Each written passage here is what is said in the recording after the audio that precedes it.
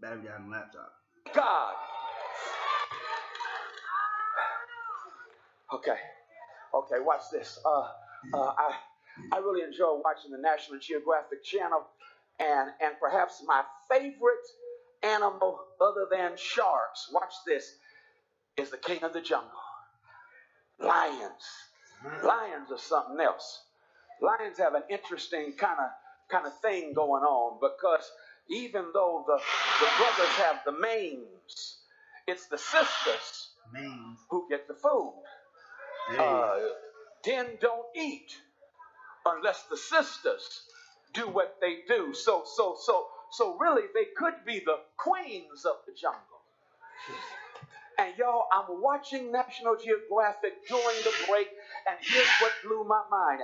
National Geographic revealed something I did not know. Do you know that lions, watch this, operate at their best at night? Because lions are equipped, here's your shout, with night vision. It means the darker it is, the better lions thrive. Because lions have night vision.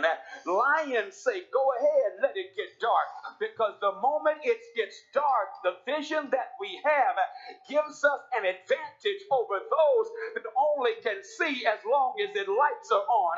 And I'm trying to let somebody know, when you walk by faith and know God for yourself, you got a lion in you. And so I'm going to roar for somebody. Roar. Why? Because you got night vision. I guess y'all don't believe you got night vision, but my Bible lets me know that Abraham in Genesis chapter 15 is told by God at night, get on up and come on out here. And once you get out here, look up and count the stars in the sky. Can you count them? Abraham said no. God said that's a vision of how many offspring you're going to have, because Abraham received a night vision. Roar. I guess y'all didn't get Abraham. Come here, Jacob. Jacob is running from Esau, but on his run, Jacob goes to sleep, and at nighttime he has a vision of angels ascending and descending. We are climbing Jacob's ladder, soldiers of the Lord. Y'all missed your shout right there, because it was a sign of the presence of Almighty God. Y'all still didn't shout. Joseph, would you testify? I showed up had a night vision. It was a vision that I was going to be, watch this, over my brothers who were older than me. And yet the vision was going to flip life, because that's what God will do. You can start out on the bottom, but if God gives you a night vision, God will flip the script. Is there anybody here who can say that's my testimony? My vision came at night and flipped the script. I ain't done it. Bible says Paul had a night vision.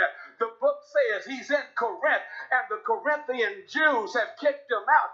And that's what at night God says, Paul, take a chill pill, because everything's going to be all right. I got you. I know these folk are acting crazy, but I got you. I know these folk can kick you out, but I've got you. And I am with you, and nobody is going to mess with you, because God is so good. God will give you night vision. Night vision. Night vision. And so if you find yourself in the darkness of disappointment, despondency,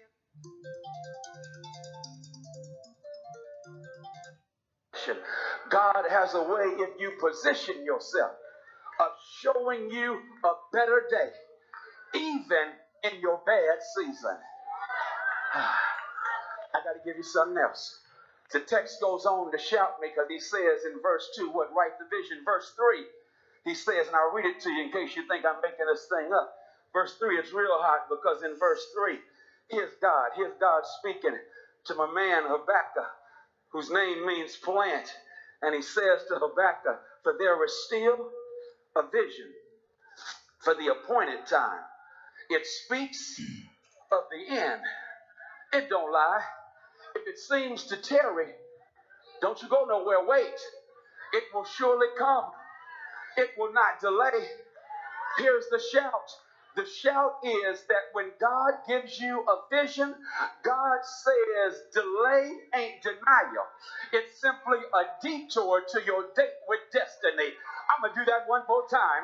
Delay ain't denial. But please understand, I don't care who you are, life will put you in a waiting room. And some of us been waiting a long time. It's like, God, all right, now, what's up? I've been waiting. All right, God, I thought you would come through by now, but you're in the midst of a delay. Anybody ever had God delay in responding to you? Anybody ever experienced providential postponement and divine delays? That's what my man Habakkuk is experiencing. But God says, quit tripping on the delay because you have a date with destiny. You didn't shout. He says, wait on it. It's going to come. Here it is, at the appointed time. Oh my God. I love the word appointed. I know I was preaching to y'all, and y'all are real sophisticated. That's why you're sitting there looking at me like that. So I'm going to look right back at y'all because I got some of it myself. And so etymologically, I unpacked the word. Watch this, appointed. The word appointed was used on at least two levels. It was used on one level for birds. Here's your shout right here. That would fly what? Watch this. South for the winter and north for the summer. And I got to get y'all right now because you missed your shout. It meant that at the right season, birds knew it was time to bust a move. Birds knew that the season was coming. And so watch this. Birds through the spring, what are they doing? They are waiting. And they're waiting in that particular area. Then summer hits and something within them says it's time to take off. They can't take off in the spring because that ain't the time. But now that summer has hit, it's time to head north. And they head up north. Why? Because if they had gone in the spring, the weather would not have been ready for them. And God sometimes won't let you take off because God knows the weather that's in front. And God says, I'm not going to let you deal with that weather because that weather can mess you up. And then when summer hits, they begin to fly and make their way toward the sun, toward the north. But then in the north, it turns into fall. And once it's fall, it starts to get a little chilly. And the birds say, now, God says, no, not yet. And then once it gets to be winter, God says, boom, it's time. And the birds take off. And we see the birds as they head back south for the winter. Why? Because birds know that the best time for them to fly is when God gives them the green light. And I'm simply trying to say, if you feel like you're at a red light right now and everybody else is passing, just sit right there. Because I've discovered if you drive through the red light, you may get in some trouble. But if you sit at the red light allows stuff to clear out of your way. Because once it turns green, it's your turn.